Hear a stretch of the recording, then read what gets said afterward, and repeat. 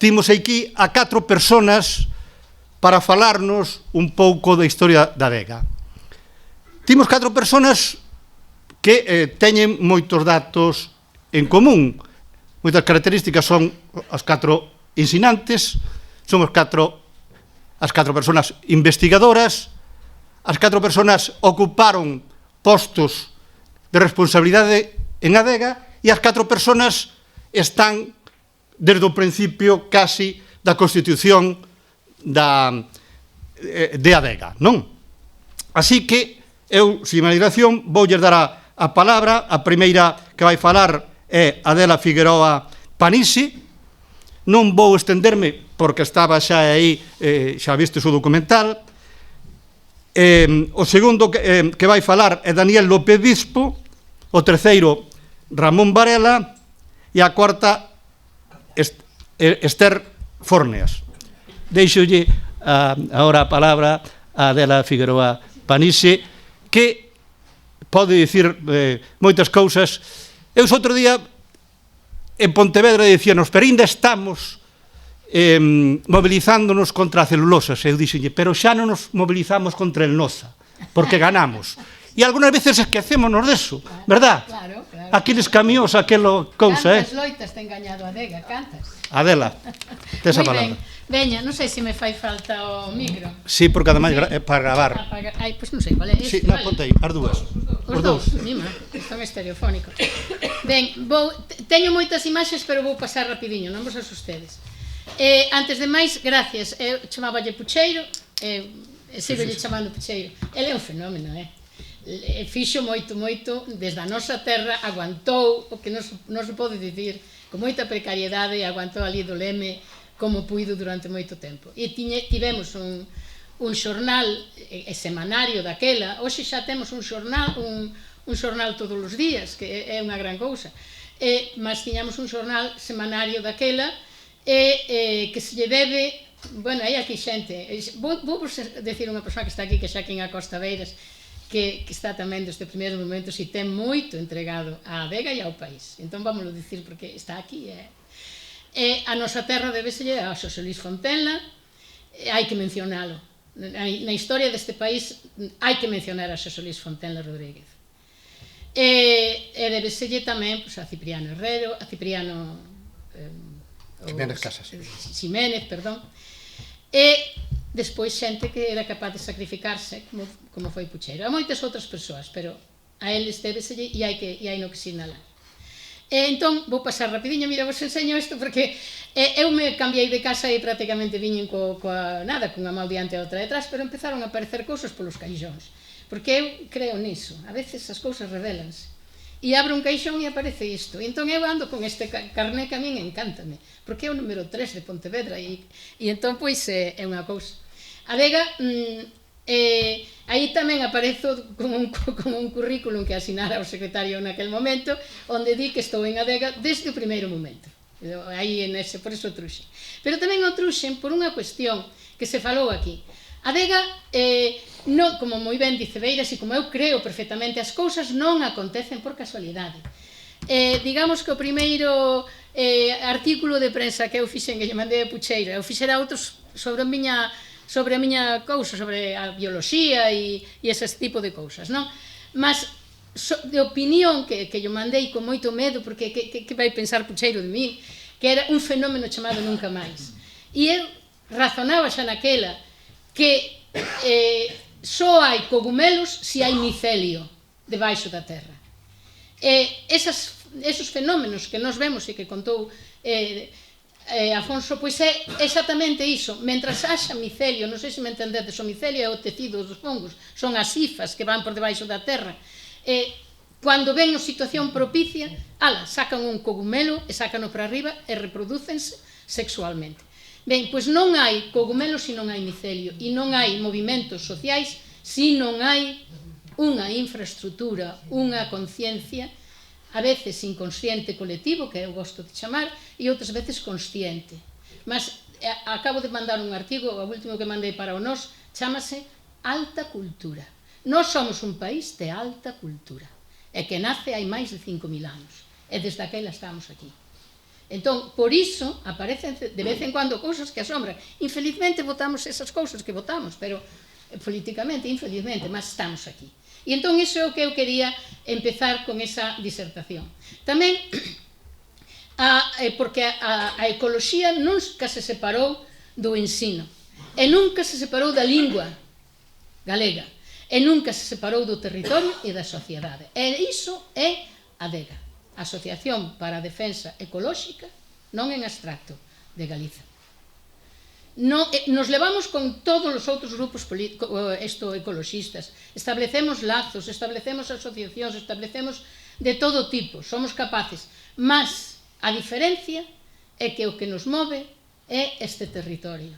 Eu diría, por exemplo, vichedes aí a Roy Cuba, o noso presidente que non pode estar hoxe, mas estuvemos máis de 3 horas falando cos representantes de Greenpeace, de enerxía de Greenpeace, para convencelos de que os eólicos, a enerxía alternativa pode ser, mas non como está sendo aquí, que están vindo aquí a un territorio de sacrificio e a corroborar que nos consideran unha colonia, é dicir, un sistema colonial, sistema capitalista colonial. Estuvemos casi 3 ou 4 horas e eles decían que os eólicos a mazo, todo o que sexa, porque había que descarbonizar. Iso é como o que denuncia Kate Hayward, que é a teoría da rosquilla, non? A economista, que dice, os economistas que non ven máis que para diante, ven que meten cousas por un tubo e sacan produtos polo outro, pero non se preocupan de que os residuos teñen que ser recursos, non se preocupan diso, e por iso están enchendo o mundo de porcaría e destrozando a sociedade. Entón, esa é a gran diferencia. Eles só vían descarbonización en abstracto, e nós víamos lingua, territorio, cultura e agua. Nós víamos todo iso. Entón, había que explicar que non se podía en Galiza levar esa loita masiva de as enerxías alternativas sin pensar no territorio. Bueno, vou correndo, que xa lle vexo a Daniel que está mirando o reloxo. 5 minutos. Era un pouco explicando. Ben, entón, a primeira das loitas, esa foto é impresionante, verdad? Ahora sí. Bueno, ese é o meu carneciño, meu carné de ADEGA. Bueno, hai unha cuestión que é interesante. Cando nace ADEGA, que a min viñeronme petar a porta, veu Xosé Barbó petar a miña porta, porque era bióloga, non había biólogos en Galicia, e eu era a primeira xeración de biólogos de Galiza. E entón, pois, a convidarme a que forse a Coruña, a casa de un señor, que eu non coñecía, Domingos Quiroga. Despois entereime que foron represaliado, republicano. Vou presentar seu libro do cárcere, da historia da cárcere, dentro de pouco aquí en Lugo. E ali que me atopei. Eu estaba fascinada, teño que decir que eu era moi tímida, non o son agora, e non falaba tanto, non? Me estaba caladiña detrás dos homes, porque as mulleres nos educaron. Eu teño 77 anos. As mulleres nos educaron desa maneira, esperar a que nos toque o turno. Pero sí que ali estaba o meu profesor de ecoloxía, da Alda, estaba o meu profesor de fisioloxía vegetal, moi controvertido, Vieitez, estaba Bermexo, e estaba sobre todo Quiroga, que a min me impresionou.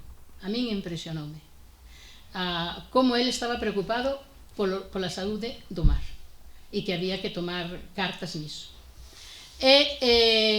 Entón, pois, saín dali convencida eu sei que as palabras que eu dixen cando saín as miñas loitas son ecoloxismo e feminismo, son as dúas as que me sinto implicada e as que me vou entregar.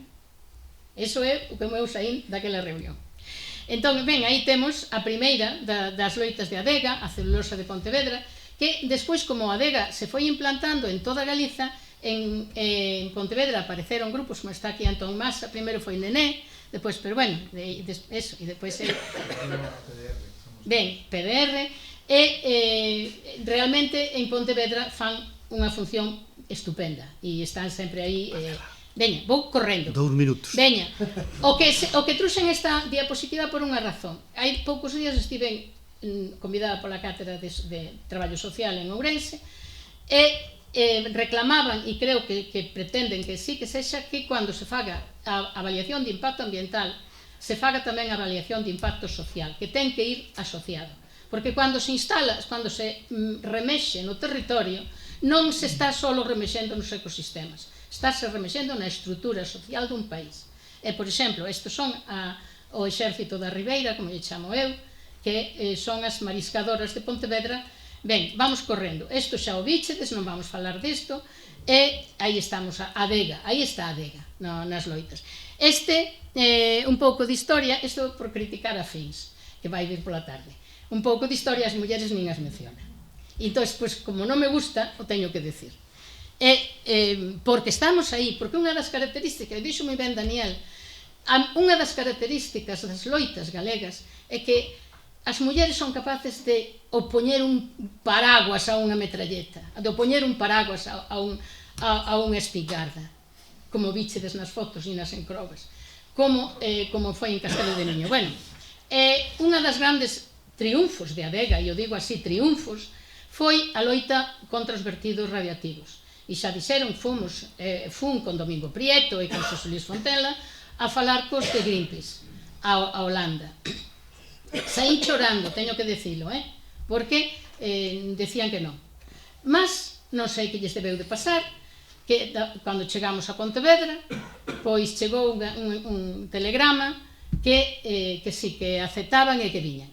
E pasamos todo o inverno facendo unha campaña de activación polos concellos que podían ser máis afíns, desde Ribadeo até Vigo, facendo campaña de axitación, que se chama, explicando o que son os ecosistemas, o que é a contaminación acumulativa, todo eso. Ben, paso. Veña. Vou pasando, pero quero recordar as persoas que nos axudaron. Por que? Porque somos unha nación aínda fora de Galicia, Carlos Durán en Londres foi crucial, un elemento fundamental na establecimento da lei internacional de prohibición de tirar no mar os residuos radiactivos. Xunto con Carlos Durán, Domingos Prieto, que tamén nos acolleu na súa casa e que nos levou a falar cos de Greenpeace e que apoiou tamén desde Groningen, da universidade onde estaba. Os centros galegos do exterior deron apoio totalmente á adega, é dicir, nos aproveitamos todas as estruturas do país. E puxen aí a foto de Domingos Prieto para que saibamos que non son entes anónimos, son persoas. Entón, aí está Carlos Durán con Rodríguez Lapa e con Domingos Prieto. Ben, entón, tamén quero dicir unha cousa, que hai a tendencia de chamarlle este momento ecolóxico no que estamos o antropoceno. Pois hai moitas críticas con relación a iso agora, porque no antropoceno hai que contemplar unha deuda reproductiva, que é a que poñen as mulleres fundamentalmente, unha deuda ecolóxica e unha deuda social. Esas tres deudas hai nas que ter en conta. É dicir, productivo é unha cousa, reproductivo son outras. Cando digo reproductivo non é o simple feito de parir un fillo, é todo o fenómeno que vai ao redor da reproducción e que toda a tribu ten que apoiar. Entón, niso é o que eu tamén quería introducir esta variante dentro do que é o ecoloxismo. Ben, isto xa está, e simplemente citar o que é o ecofeminismo, a teoría dos cuidados, porque estamos agora xa dando un paso máis adiante. Eu son partidaria do indigenismo, porque é a fusión coas leis da terra, coa normativa da terra. E teño aí o Pedregal de Irimia, porque é unha loita que ainda estamos aí traballando. Dice, estamos traballando niso. E vamos ver se cuidamos, pero fixadevos que aí non hai nada de eucaliptos, eso é no ano 2004, pero como os eucaliptos avanzan e van invadir o cauce onde nace o río Miño, o noso río maior. Ben, quero citar tamén a Clayton Lino, que foi a persoa que veu desde Brasil para colaborar con a adega na defensa da Cova de Eirós. Cova de Eirós é un exemplo de traballo en equipo, como todo o que fai a adega, de traballo en equipo, de coller toda a rede das persoas disponibles, propicias, aproveitables, para poñelas a traballar nunha cousa. Apolinar Rodríguez foi fundamental tamén, e Belén, que sin Belén non podemos vivir. Aí é puxena, porque hai que recoñecerlo, é un fenómeno. E me marcho, e xa está, e a Lucía tamén, que traballa moito. Moito obrigada pola súa delicada atención.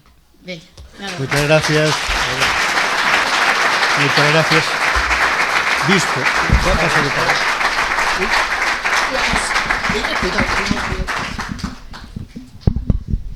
Bueno, pois, bo día, moitas gracias por estar aquí a todas e a todos. e aqueles que recordamos de tempos pasados, pois moito máis. O primeiro que tiña que dicir eu é que estamos nun recinto que é o recinto feiral. Xa se dixo pola mañán, pero volvo a recordar agora, que hoxe conserva todo un espacio verde hasta chegar ao río, porque houve no seu momento unha xente que se puxo aquí a traballar en defensa do río, en defensa das beiras do río. Aquela xente, pois eu creo que toda aquela xente que traballou daquelas merece que se lle mencione e merece que no Parque do Miño, este Parque do Miño que temos hoxe, haxa algo que informe daquel traballo que fixemos toda esa xente por salvar as beiras do río. Porque se hoxe a xente de Lugo pode disfrutar de toda esa zona verde que hai hasta o río, é porque xente que hoxe está aquí, algunha dela, pois fixemos todo un traballo de convencer e de gañar esa reivindicación, non? De convencer para gañar esa reivindicación. Eu, pois, como non está aquí ningunha... Contamo tempo porque eu non vou falar máis. Como non está aquí ningunha autoridade, pero sí que creo que o Parque do Miño debe ter un panel informativo que explique como se salvou ese parque contra eso que ainda padecemos hoxe, que é toda a... non sei como chamarlle, pero toda esa imbecilidade que nos ven do ladrillo e máis do cemento, non? De que todo convirte en solo para poñer ladrillo e cemento. Bueno, dito isto, que espero que alguén recolla esa reivindicación e se non poñerémonos a traballar nela, pois eu, a verdade que só teño o título e non teño máis. O título era Ecoloxismo de futuro con raíces de país, e era ver nas reivindicacións que levamos feito, que vistedes toda mañán, e faltaron, aí faltaba o río Navia, faltou o río Umia, faltaron loitas que se deron e que, bueno,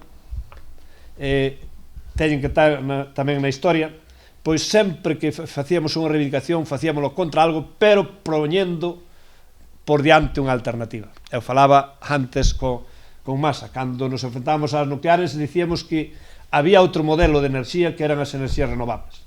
Claro que ao mesmo tempo tuvemos que enfrentarnos a un coro de Navia, non? E a un coro de Navia nos decían, claro, enerxía hidráulica, enerxía renovable, e por que nos enfrentamos tamén ao coro de Navia? Pois porque, mira, porque xa tiñamos pagado impactos de abondo nesta sociedade para un aproveitamento hidroeléctrico que non estaba, ademais, facendo servicio ao país. Sufrimos os impactos, pero non nos beneficiamos de ningún desas cousas que teóricamente, digo teóricamente porque aquí non se nota, dependen do suministro enerxético, non? Contra esos grandes encoros, pois veñen despois as minicentrais, falouse tamén delas pola mañán, e tamén tiñamos que estar en contra delas. E por qué? Porque nos enchían os ríos que temos de encoros, de presas, que tamén solo eran para iso, pro negocio. Non había outro interés, non había un interés de fortalecer a riqueza que dese entorno que sufría os impactos. Logo, tamén dos eólicos. E nos eólicos quédame min na cabeza aínda, pois, o Xistral, que foi por onde empezaron, non? Eu sabía daquelas que se o Xistral non se salvaba, era imposible e iba a ser moi difícil ter argumentos para parar os demais parques eólicos. Porque o Xistral era entonces un espacio da Rea Natura, un espacio con hábitat, bueno, os que entenden algo moi singular. E eu, singular, para que me entendan todos, a que ese Xistral, esa montaña do Xistral, é unha esponxa de auga. E o raro desa esponxa de auga é que este no cimo do monte. Eso é o raro dese Xistral, non? Pois, bueno, pois é unha, non o vou explicar, pero quedadevos con esa imaxen. É unha esponxa de auga que temos no Xistral, que acumula auga, e esa auga que vamos a ter despois para abaixo, para o Landro, para aquí, para o Eume, e tamén para a Conca do Miño, etc. Bueno, pois, ali, nesa zona do Xistral, cando a un paisano, por abrir un camiño para mellorar un camiño para a finca, lle dicen que ten que pedir permiso, pide permiso e o negan, cando chegan os parques eólicos, pois poden abrir esa esponxa por donde lles deu a gana, facer pistas por donde lle gana, poñer os buños onde lle deu a gana, e dixen, bueno, se isto se pode facer no Xistral, con un hábitat único, singular, reconocido pola Unión Europea como singular, que só se dá aquí no Xistral, algo en Suecia, algo en Asturias, se se pode facer os eólicos, é difícil paralos. Eu desde aquelas retireime do traballo contra os eólicos porque non me daba a cabeza, non? Bueno, contra esos eólicos tamén dicíamos que o mismo, temos outro modelo de país e xa temos pagado impactos dabondo.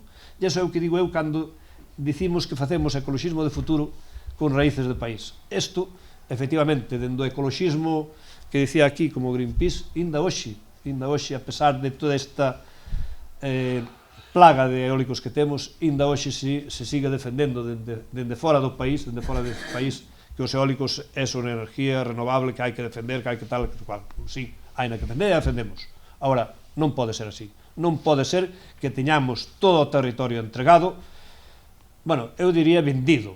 Temos o territorio vendido, eu dicía aí, e non vou falar máis, temos o territorio vendido sin xente para defendelo. Temos que facer moito traballo.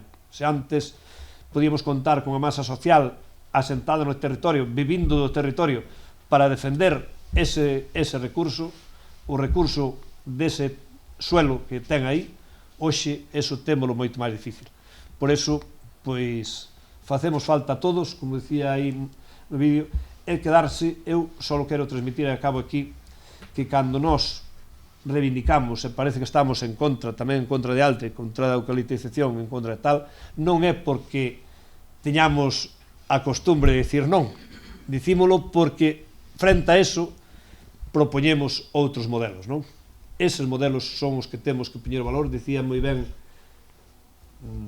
Belén no vídeo, e entonces eu non vos canso máis. O vídeo dice o todo e fala máis que a min. Bueno, moitas gracias.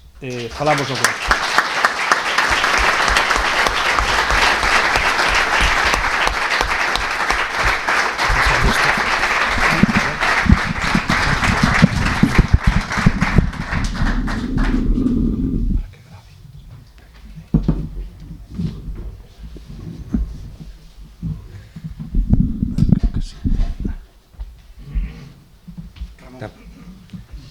Ben, en primeiro lugar, parabéns a Adega por celebrar o 50 cumpleanos e, en segundo lugar, gracias por a vosa presencia.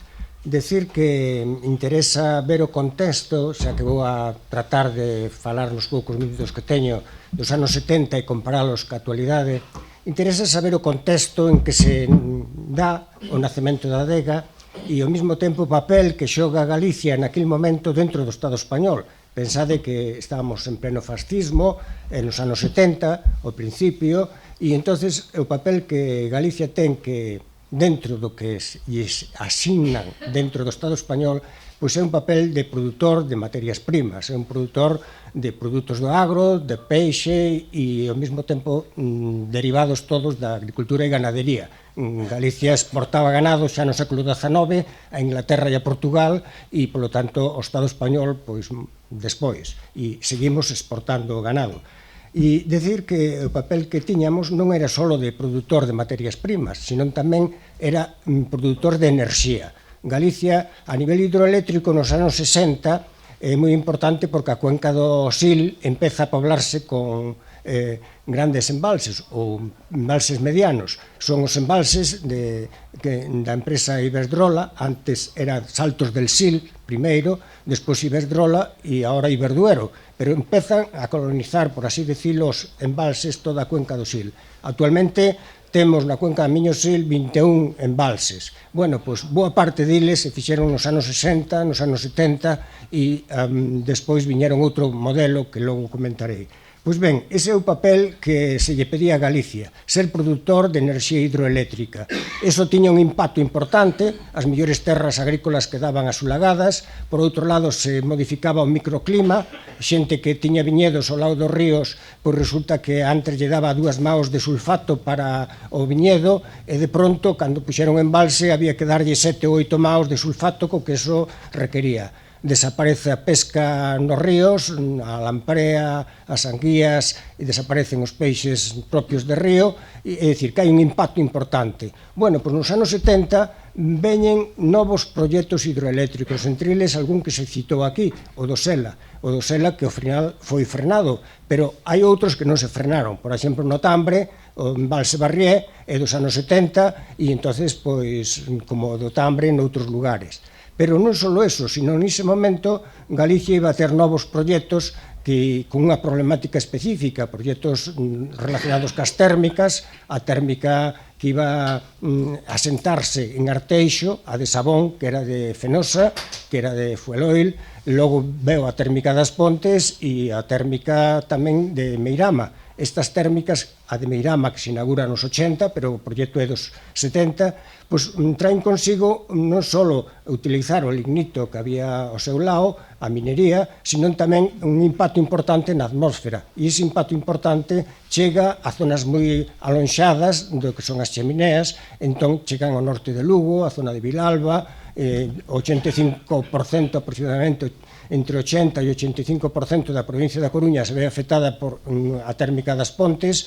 Pensade que ten unha cheminea de 356 metros de altura que para enviar lonxe precisamente a contaminación atmosférica que trae choiva ácida, e ese é un papel importante que vamos a ter nos anos 70. E eses proxectos nacen cando a adega está empezando a xestarse, como tamén van a nacer outros proxectos, como é Alcoa, no caso de unha multinacional que é unha multinacional francesa e unha canadiense, Alcan e Pechiney, dúas grandes multinacionais que veñen a sentarse a Galicia, pero primeiro pretenden asentarse na ría de Vilagarcía, e ante a protesta que surxe na ría de Vilagarcía, decide asentarse no norte de Lugo, é dicir, en San Ciprián.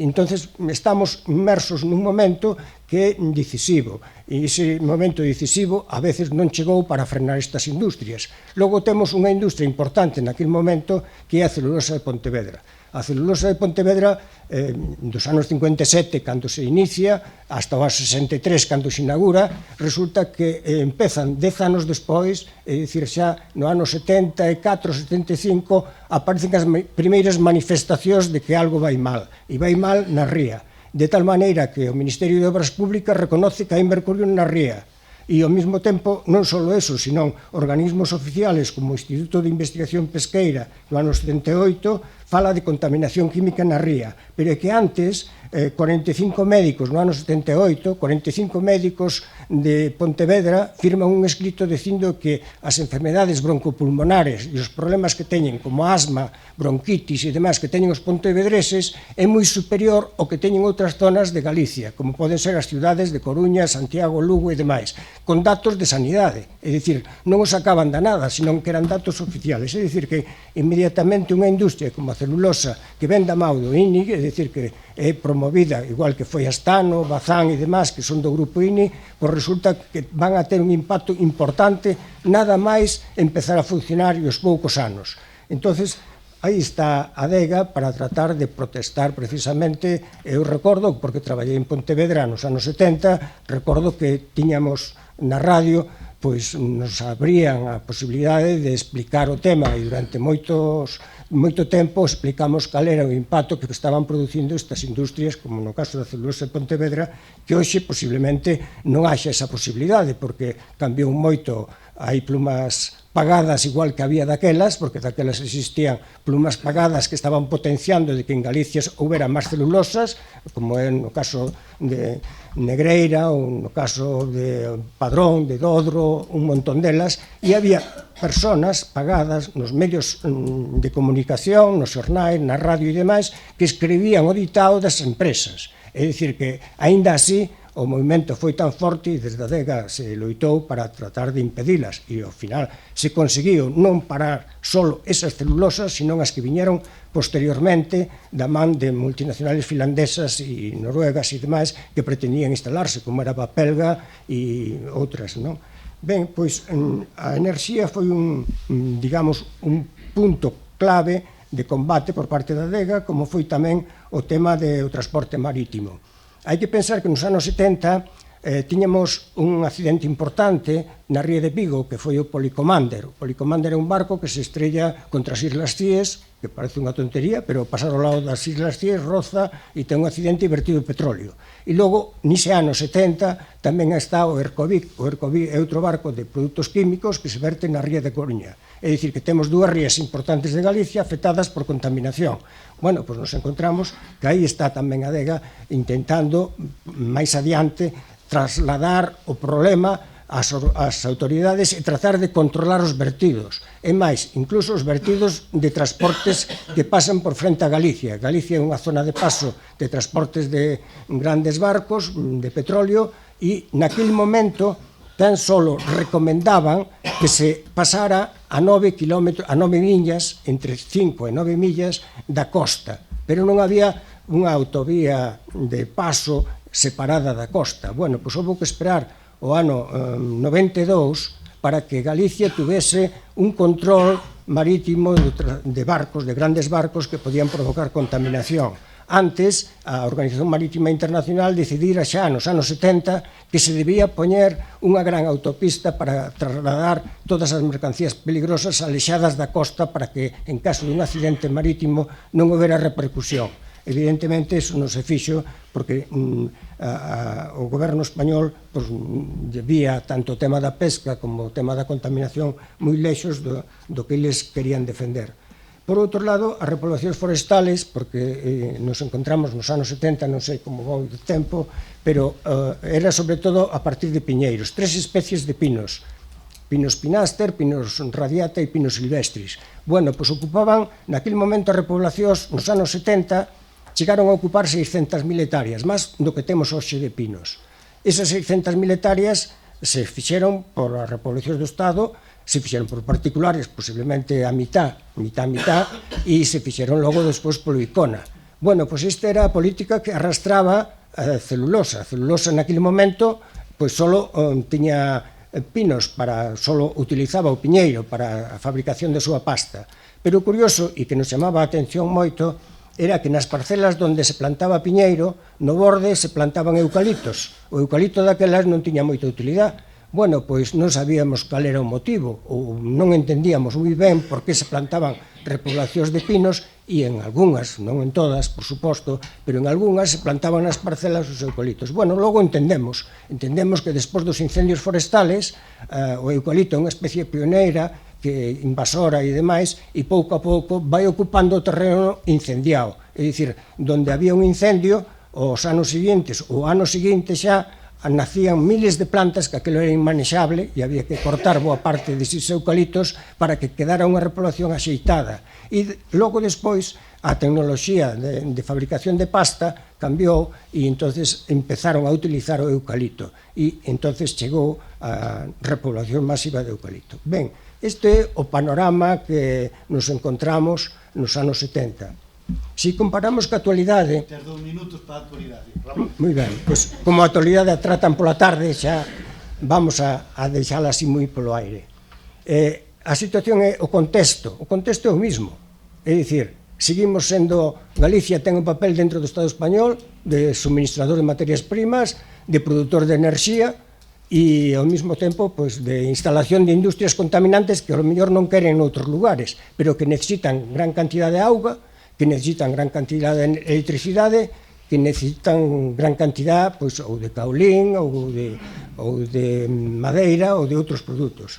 Exemplos temos os que queiramos, é dicir, o último é o de Altri, ven a Galicia porque aquí pensa que pode aproveitar a nosa auga, pode aproveitar os nosos recursos.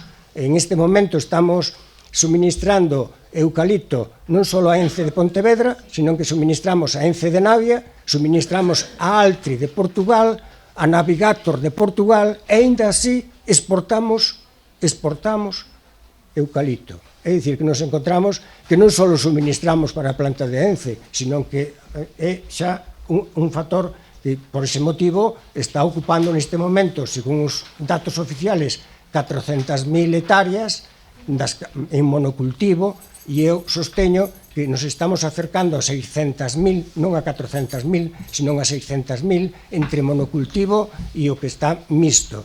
É dicir, que nos encontramos que están ocultando precisamente. Unha moratoria de eucalipto non vai a servir, porque eu entendo de que se está aumentando 1,5% cada ano, e quere dicir que a moratoria non a aplican como deberían aplicala desde o goberno. É dicir, que están permitindo que este aumentando a extensión de eucalipto, aínda que digan que poñen unha moratoria para frenar a extensión de eucalipto. Ben, entonces nos encontramos que, a parte de Altri, hai outra... Altri é unha cortina tamén de fume, en donde nos fixamos moito en Altri, pero non nos fixamos que nos van a instalar nas Pontes, por parte de ENCE, unha planta de reciclado, que en principio, igual que o eólico, en principio o reciclado é bo, pero claro, se me van a consumir 2 millóns de metros cúbicos de auga, pois a cousa é para dudalo. E se aparte vai a contaminar o 40% do que contamina ENCE, pois a cousa é para pensalo. Entón, a cuestión está en que hai outros proxectos, non só este, sino veñen uns proxectos de enerxía tremendos, como é o tema do bombeo. Se está pensando en bombear desde auga de mar a unha zona alta para que haxa en balsa auga, e entonces para producir electricidade de tal maneira que cando non se consume pola noite, pois se poda utilizar para bombear a auga e subir a auga, e cando se necesita enerxía, esa auga baixa e move as turbinas e se produce electricidade. Bueno, pois hai en Belesar, en a zona de Chantada, en Sabiñao, hai un proxecto de entre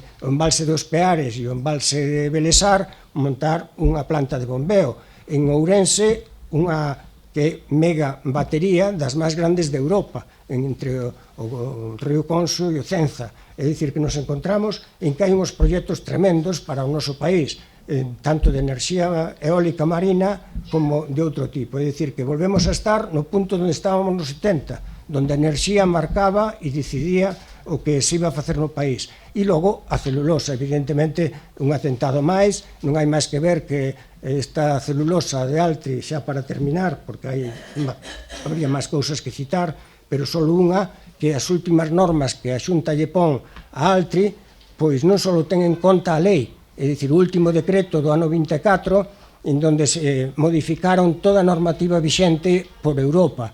Non só teñen en conta eso, sino que teñen en conta o que quere a empresa, e teñen en conta o que contaminan outras celulosas. É dicir, hai 3 factores, e eses 3 factores van a facer que Altri vai a verter o que casi queira Altri. É dicir, que eles se van a saltar a lei, como se saltaron a transparencia cando no ano 2017 a DEGA denuncia por falta de transparencia porque non dan documentación na Xunta por o tema as plantacións ilegais, e evidentemente non temos un goberno que nos defenda, e por eso terá que continuar a DEGA outros 50 anos, non por outro motivo. Nada máis, moitas gracias.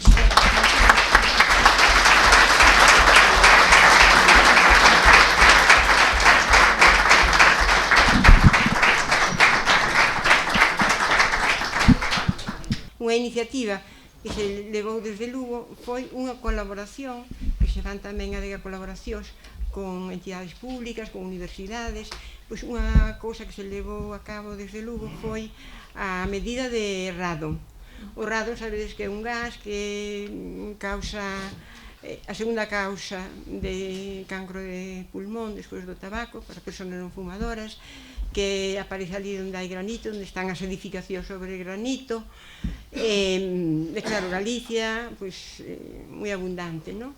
Entonces, un proxecto europeo da Facultade de Medicina, do Departamento de Saúde Pública e Medicina Preventiva, pois poñeros a medir. Entón, nos ofrecémonos para medir, colocar medidores na provincia de Lugo, alrededores. E fixose ese traballo. Como resultado, pois, saiu o mapa de radón de Galicia, un libro que se editou no ano 2012, e pouco máis, porque, claro, a Xunta pois, saca estrategias que se van a realizar. Agora sacou unha en novembro, que se van a realizar entre o 2025 e o 2030, pois haberá que estar aí, facer seguimento, porque todo queda en papel mollado. E así estamos.